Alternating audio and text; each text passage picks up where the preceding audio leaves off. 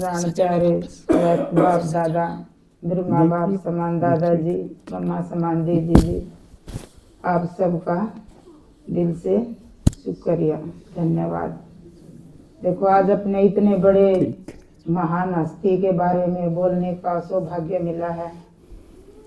वैसे तो दीदी वाली बात है, खुशी कमा या गम कमा, क्योंकि हम भावभीनी श्रद्धांजलि भी अर्पित करते हैं शरीर छोड़ के जाने वालों को। तो हमारा जीवन भी ब्रह्मा बाबा ने, जैसे दादाजी बताते हैं बार बार, कि एक हमारी तरह घर गृहस्थी वाला भगवान के समान बन गया। ये कोई छोटी बात नहीं है, क्योंकि हमने भी जब से भगवान के साथ, ज्ञान बाबा के साथ सुनने का, उसको जीवन में धारण करने का जो सौभाग्य मिला है, तो ब्रह्मा बाप ने एक एक काम हमें करके सिखाया है। अपने बच्चों को, जो भी अलौकिक बच्चे आए हैं, सभी को एक एक काम करके सिखाया। और इतनी रिस्पेक्ट करिए, जैसे दादाजी भी, हम थोड़ा सा काम कर देते हैं, थोड़ी सी सेवा करते हैं, तो हमने अपने सिर पर चढ़ा लिए। देखो मेरे बच्चे ये बहुत अच्छा सुनाते हैं। मेरे जीवन में भी जब मैं ज्ञान में आई थी तो 10 दिन हुए थे मनाई में, और आत्मा का चित्र दादाजी आगे क्लास में, तो वे आत्मा का चित्र कौन सुना होगा, तो आप सुना सकते हो। मैं खड़ी होगी, मैंने तो पता ही नहीं था, मेरा कोर्स भी नहीं हुआ था। 2-4 बात बताई, अरे आप तो बहुत अच्छा सुनाते हो, बहुत अच्छा सुनाते हो। तो हमारे तो ब्रह्मा बाबा यही है, इतना उमंग उत्साह दिला दिला के, हमने तो बोलने का मौका कहीं मिला ही नहीं था। और बाबा ने हमें देखो प्रदर्शनियां में ले जा कर ने, और इतना अच्छा बोलना सिखा दिया। सोचा भी नहीं था कि हम भी ज्ञान सुना देंगे। वैसे सीखना है, थोड़ा सा समझना है, हैं? तो हम ये नहीं कह सकते कि हम ब्रह्मा बाबा से नहीं मिले, क्योंकि हमें तो मम्मा भी, दादी भी, दादा भी, पापा, सारे हमारे तो रिश्ते नाते सब कुछ इन्हीं के साथ है। क्योंकि इतना आगे बढ़ाने में अब ब्रह्मा बाबा है। कोई भी काम था, बच्चे आते थे तो उनको भी ऐसे कोई भी काम किया है। तो एक बार चिनाई का काम चल रहा था, तो बाबा ने सोचा भी पर लग रहे हैं मिस्त्री, और बच्चे थोड़े से अंदर भैया विश्राम कर रहे हैं। काम ज्यादा था लेकिन कोई इतने मिल नहीं पा रहे थे वर्कर। तो ब्रह्मा बाबा ने पत्थर उठा के, और जो चिनाई चल रही थी उसमें उठा के, किसी को नहीं बोला कि आप ये करो, आप ये करो। जैसे दीदी करती है ना, सुबह सबसे पहले आती है, हम तो सारे बाद में आना, और एक एक काम आगे से आगे पहले हमारे लिए तैयार करके रखती है। अब जैसे ब्रह्मा बाबा ने आकर न काम करना शुरू किया, बच्चों की लाइन लग गई, मिस्त्री थोड़े और वर्कर ज्यादा हो गए, तो कितना अच्छे से काम हो गया सारा। तो हमें भी यज्ञ सेवा में कोई छोटा बड़ा काम नहीं होता, जो भी हमने सेवा मिला है। लेकिन वही बात है दीदी वाली की, मेरे जैसी सेवा कोई भी नहीं कर सका है। ये सेवा अपना समझ के करे, क्योंकि हमने तन मन धन सफल करने की बोलते ली, लेकिन क्या अपने अंदर में झाँक कर देखा हमने कि हम कितना कर पाते हैं। क्या ब्रह्मा को फॉलो करना यानी ब्रह्मा बाप समान बनना। ऐसे ही बाबा जब पार्टी मिलने आती थी तो बाबा बच्चों को कितना 20-30 की पार्टी आ जाती थी, तो बाबा कितने, मेरी बच्ची इतने सारे लेके आई है।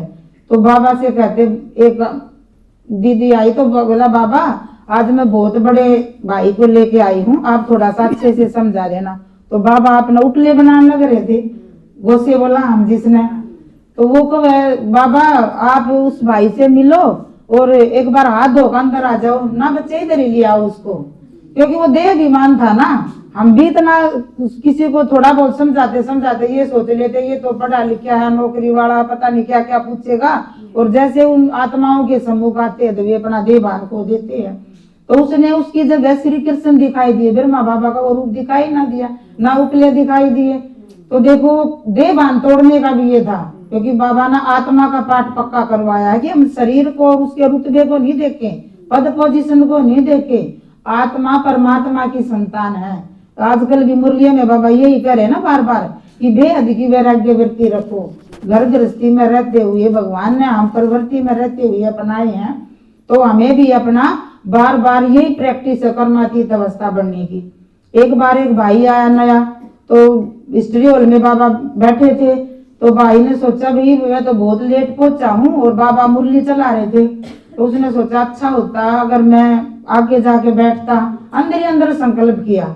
तो बाबा को देखो, क्योंकि वो तो भगवान थे, कितनी कैचिंग पावर थी। उसने कहा जो भी बच्चे आगे हैं या पीछे हैं सारे बच्चे बाबा के दिल में समाये हुए हैं। तो वो भाई को एकदम अजीब सा लगा, पर मैंने तो किसी को बोला भी नहीं, अब इतनी जल्दी बाबा के पास कैसे पहुंच गई ये बातें। तो बाबा तो देखो जाने जाननहार थे, उनको ये नहीं था भी कि ये बच्चा मेरा है या अपना है पराया है, सबके साथ बाबा को समान, इतनी समानता थी। एक बार एक माता थी बूढ़ी, वो एक मुट्ठी चावल लेके आई, तो अब उसके पास जो था बेचारी, क्योंकि पहले वो एक मुट्ठी चीनी ले आई, एक मुट्ठी चावल ले आई, आजकल तो हमारे पास सब कुछ है, फिर भी हम आप अपना कितना सफल कर पाते हैं। अगर आप सच में अपने दिल में आराम से योग में बैठो तो जाकर सोचना इस बात के बारे में, जो हमारे पास है क्या हम 100% बाबा के ऊपर न्यौछावर हैं। तो उस आत्मा ने बेचारी ने अपना थोड़ा सा एक मुट्ठी चावल पोटली में बांध कर लेके आई और वो छुपा कर न और बैठी अंदर में। तो बोला बच्ची बाबा के घर में क्या लेके आई है। तो उसने कहा बूढ़ी दादी को बुलाकर अब बच्ची एक मुट्ठी चावल लेके आई है। बाबा इस चावल से तो इतनी आत्मा है इनका वो नहीं भरेगा, बच्ची की खीर बनाना, इन चावलों के खीर बनाना और सबको भोग में दिलाना। सबसे पहले बाबा खाएंगे और फिर बच्ची को खिलाएंगे। तो बाबा ने भोग लगाया। उस आत्मा की आंखों से कितने प्यार के आंसू आए कि बाबा कितना प्यार करते थे। तो हमारे ब्रह्मा बाबा भी चाहे हम 1 महीने में आवा चाहे हम 15 दिन में आवा, जैसे ही कदम घर में रखे ऐसे ही हमने अपनी छाती से लगा ले में है। तो जो लौकिक अलौकिक प्यार है वो ये सारे रिश्ते नाते पति का बच्चों का भाई का ये सारे एक साइड। आप सोच के देखो अलौकिक परिवार में जो हमारा इतना रूहानी प्यार है, इतनी जो बाबा के घर से हमें इतना मान सम्मान मिलता है और इतना हम जो इनका रिगार्ड करते हैं तो हमारा कितना रिगार्ड भगवान रखता है। तो हम तो यही कहेंगे आज कि हमें भी बाप समान, क्योंकि बाबा के पास सामने तो कोई था नहीं आगे, लेकिन हमारे सामने तो हमारे ब्रह्मा बाबा है ना। इनके कदम पर कदम रखकर हम चलेंगे तो हम भी बाबा को सच्ची रीति से फॉलो कर सकेंगे और यही हमारी फिर उनके प्रति सच्ची सच्ची श्रद्धांजलि भी है। अच्छा, ओम शांति। ओम शांति। बाबा का और दीदी का, शिव बाबा का, ब्रह्मा बाबा का बहुत बहुत शुक्रिया जो हमें इस लायक बनाया सुनाने के। तो देखो शुरू से मैंने माता जी ने मेरे ये कोर्स देकर और बताया कि आज तने योग करना है। तो मैंने शुरू वाले दिन कई नुका दिन मन तो 5-6 निश्चय होया। मैंने शुरू वाले दिन चौथा 5वें दिन शिव बाबा जिस तरह ऊपर तो ज्योति बिंदु परम धाम है और ब्रह्मा बाबा का सूक्ष्म शरीर लेकर आकाश माता उड़ता हुआ हुआ है और मेरे सिर पर नुकानु वरदानी हाथ रखता हुआ और उड़कर जावा तो भी दिखा है। तो उस दिन तो मेरा पूरा पक्का निश्चय होगा था हाँ ये स्वयं भगवान का ज्ञान है और परमात्मा की मैं हर पल यही अनुभूति करती हूँ कि बाबा हर पल मेरे साथ है और हर पल मेरे सिर के ऊपर वरदानी हाथ मेरे साथ है। तो मैं उसकी दुआओं से और उसके वरदानी हाथ से मैं चल रही हूँ, पल रही हूँ।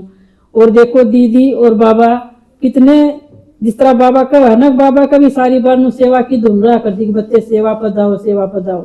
इस तरिया हमारे बाबा बैठे, दीदी बैठे, हमें तो इस तरिया सेवा की धुन मैंने शुरू से ही बाबा को देखने लग रही हूँ। मैंने 26-27 साल हो गए देखती ना, शुरू तक आई हूँ जब तक सेवा पर जाओ इस तरह, क्योंकि पहले तो हमने कदे बोल के ना देखा था भाई किस तरह बोला कर। तो हम सेवा पर भेज कर इस तरह इतने मान बनाए, तो इनका बहुत बहुत शुक्रिया।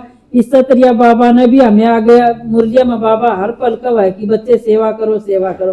तो घर में चाहे लड़ाई माची चाहे झगड़ा माचा किस तरिया कुछ कया सुनी हुई हो सब बाबा ने सहन करवाया, क्योंकि क्या रहा करती मन में कि बाबा मेरी साथ है, उसका वरदानी हाथ मेरे सिर पर है, मेरी कभी भी हार नहीं होगी।